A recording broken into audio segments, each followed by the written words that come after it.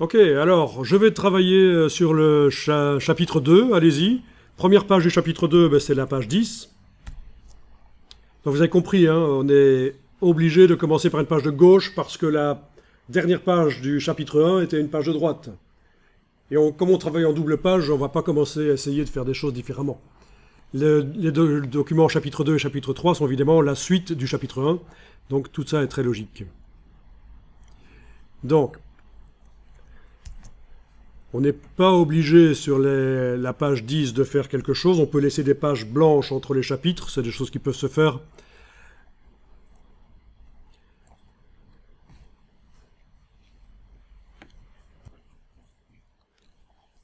Donc déjà, pour avoir accès au bloc, vous allez activer toutes les pages du document, 10 et avec la touche majuscule jusqu'à la page 15, si c'est la dernière page chez vous aussi. Ça dépend si vous avez, comme moi, mis 3 doubles pages dans le document. 6 pages. Voilà, elles sont toutes sélectionnées. Dans le menu de la palette page, libérez les éléments, tous les éléments de gabarit. Voilà. Évidemment, si dans la palette calque, certains calques sont verrouillés, ça ne libérera que ceux du calque déverrouillé. C'est ce qu'on a vu tout à l'heure, hein. Donc là, c'est juste les blocs roses qui ont été déverrouillés. Le filet de dessus de page n'a pas été déverrouillé, etc. Mais c'est pas grave.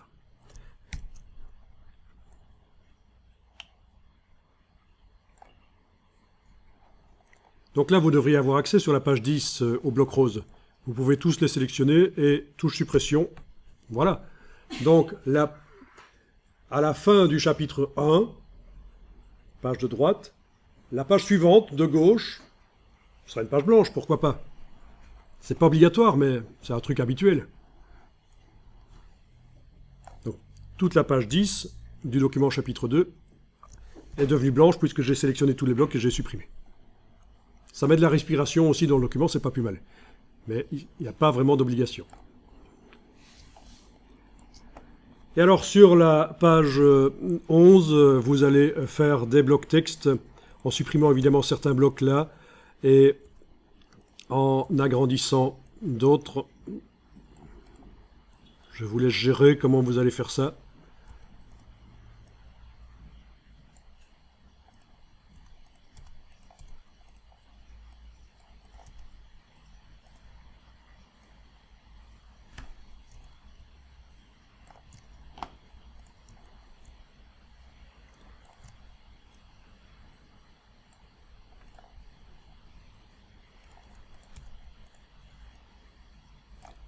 Peu importe, c'est vous qui gérez ça. Le tout, c'est d'avoir un bloc texte. Celui-là, avec l'outil texte, je clique dedans. Et je vais remplir par du faux texte dans un premier temps, clic droit, remplir avec le texte de substitution.